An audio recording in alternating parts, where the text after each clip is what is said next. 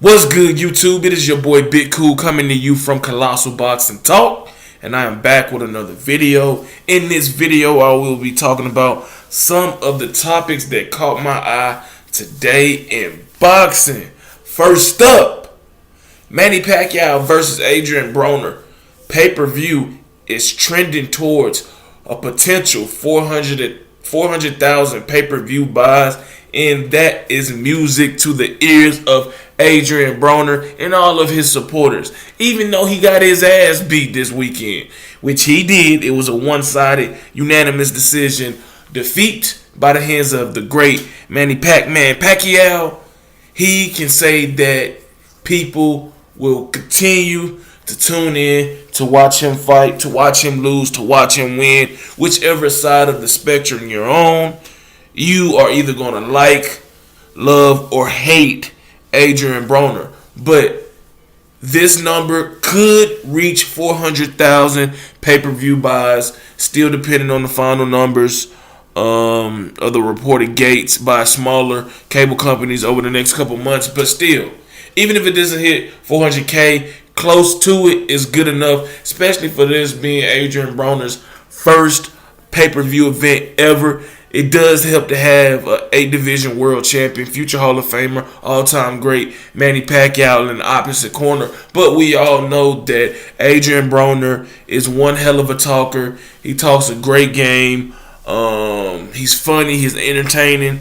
And people just draw to him for whatever reason. Like I said, either you like, love, or hate him. You either tune in to watch him win, tune in to see him lose, or just tune in to see what his pre-fight and post-fight antics are going to all be about, and he's giving us some terrific sound bites. And this is just going to add more fuel to the Adrien Broner fire. People say they're done watching him. No, you're not. You're not going to be done watching him because he's entertaining. He doesn't duck anybody. He can take a good as lick as anybody in the welterweight division or junior welterweight division fighting today. And he will occasionally give us a firefight like he did against Jesse Vargas back in April, where those guys produced one hell of a fight. It was a terrific fight. And, there was another evidence that, he's just going to continue to get these main event slots on Showtime. Probably gonna be on pay-per-view again. You can always match him up with Danny Garcia, hell, Keith Thurman, somebody, because Keith Thurman is looking to have some tune-ups. I don't know if Adrien Broner has fallen that far down the spectrum of relevancy and legitimate contenders that you would say he's a tune-up for Keith Thurman, but maybe so. But that's a fight that could potentially sell on pay-per-view due to the fact that Adrien Broner is going to promote the hell out of himself. That's what he does. That's what he loves to do. He loves to talk. He loves to be in front of the camera. He loves all the attention. At this point, he's become accustomed to losing. And I know that sounds horrible, but he's lost to Marcos Maidana, Sean Porter, Mikey Garcia, and now Manny Pacquiao after having, what a lot of people thought would be a bright future. He has questionable wins against Paulie Malignaggi, Adrian Granados, as well as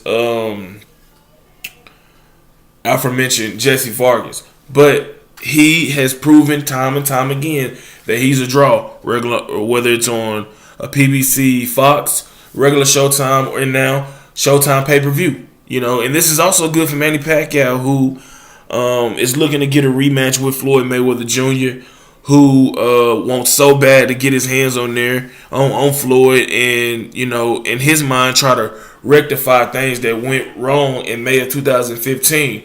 Will that rematch happen? It remains to be seen. But if I had to bet, I would definitely bet that the fight would go down or will go down sometime this year. But this is good for him as well. This is his first fight. This was his first fight with PBC, Al Heyman, and although the overall card was trash, this is strong showing.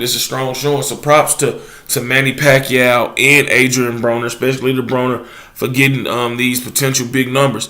For them to get close to 500,000 pay-per-view buys is just phenomenal for those guys. And it'll be interesting to see if Adrien Broner next fight is on pay-per-view, and if so, who will it be against? Because there's speculation out there that he could face Danny Garcia, a fight that I've wanted to see for a while, and I'm pretty sure other boxing pundits and fans want to see that as well. So we'll see what happens, as well as with Manny Pacquiao. Will he get Floyd Mayweather next, or will he get somebody else in the meantime until Floyd Mayweather makes up his mind, or Manny Pacquiao, fights a Sean Porter or Danny Garcia, Mike Garcia, whoever it may be.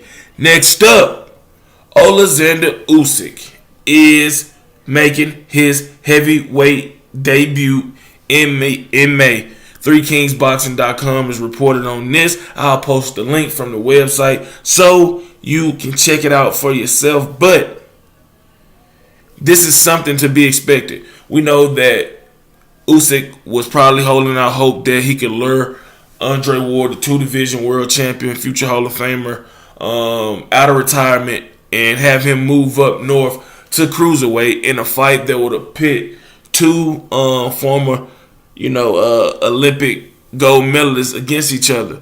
It was that would be a very intriguing clash of styles between the two. But as of right now, Andre Ward is content with retirement. He's happy. He's a commentator for on ESPN for Top Rank, and he's doing well there. So while he has his options and opportunities to come out, right now the right opportunity or the price isn't right enough for him to get those gloves out of storage, shake off the rust, and go through another 8 to 10 week grueling training camp. But Usyk making his debut at heavyweight is interesting to see who he's going to fight. Dillian White has gone on record saying that he would knock him out. Luis Ortiz has gone on record saying that he would love to fight him, although they haven't received any offer from Team Usyk. Alexander Povetkin has said he would like to fight him. And right now, he doesn't have an opponent, but Eddie Hearn allegedly will announce the opponent. The opponent has been selected and chosen. And to be honest, man, I think it's gonna be Alexander Povetkin. That's just truth be told. But this return in May will be either the 18th or the 25th, and it'll be in America. It'll be in America after Easter, and this isn't something that's foreign to Oleksander Usyk. He's fought in America plenty of times. He's fought everywhere. He's shown that he's more than willing to go travel and take his show on the road to show that he's the goods. He's the cruiserweight kingpin right now, and he just dominated pretty much everybody in that World Boxing Super Series tournament. Dominated Tony Bellew in his last fight, stopped him in the 8th round. And like I said, if I had to put money on it, I would say the opponent would be Alexander Povetkin, a guy who's coming off of a 6-round stoppage loss to unified heavyweight champion Anthony Joshua. He's already gone on record stating that he doesn't have many more fights left in him. He wants big fights, and Oleksander Usyk is a big fight, whether he's a champion at heavyweight or not. If you could pull off a major upset over Oleksander Usyk, that would do wonders for your career. Although I don't see that happening. It's either going to be Luis Ortiz or Alexander Povetkin, because I think that Dillian White, who's in the mix of negotiations with Anthony Joshua, will wind up, giving in and taking that opportunity for a rematch in a title shot, his first career title shot. Rather than facing off against Dominic Breazeale for the interim WBC heavyweight title, because Dillian White was over here in the States this past weekend at the Manny Pacquiao-Adrien Broner fight, discussing business and potential opportunities with Al Haymon and his representatives. So he has that on the table as well, and he has to play his cards right. Dillian White, that is, because Usyk is, holds all the belts at cruiserweight. He automatically, once he moves up to heavyweight, will be installed as the number one contender in the WBO, which Anthony Joshua holds that WBO heavyweight title. So, Dillian White can't play out too long. Can't, stretch this out too long. He needs to play his cards right and get the best deal for him in the best possible situation. I think now more than ever is the time to go after Anthony Joshua, who's a very good fighter, but he's flawed and vulnerable. And I think that Dillian White has improved. He's fought Joseph Parker, Derek Chisora in his most recent outings, and Lucas Brown, scoring stoppages in 2 out of the 3 fights that I mentioned. So I think that we'll eventually get an agreement between Anthony Joshua and Dillian White for a rematch for April 13th for the WBO, WBA, IBF heavyweight titles. And, pretty much we'll see, where it goes from there in terms of, if Dillian White is off the market for Usyk, does that leave Ortiz or what's my man's name? Alexander Povetkin to step in and, get that opportunity against Usyk to pull off a big upset. And, that's what it is, man. But I'm going to wrap up this video. Hit that like button. Make sure you hit that subscribe button. Turn the notifications on. Drop your comments in the comment section down below. Mess with me in the community tab. I am back talking strictly boxing, interviews, live hangouts. I'll keep y'all updated in the community tab, letting y'all know the schedule from now on. I'm being consistent, I promise you all. So just share these videos on Facebook, Twitter, and all the other social media websites. Shout out to everybody that's doing their thug thizzle on this boxing sports grind, man. Shout out to the movement, everybody that is moving with us. Be sure to check out 3kingsboxing.com for your latest and greatest updated, unfiltered, and unbiased boxing news and information reported the way it should be. Until next time, I am out. Peace.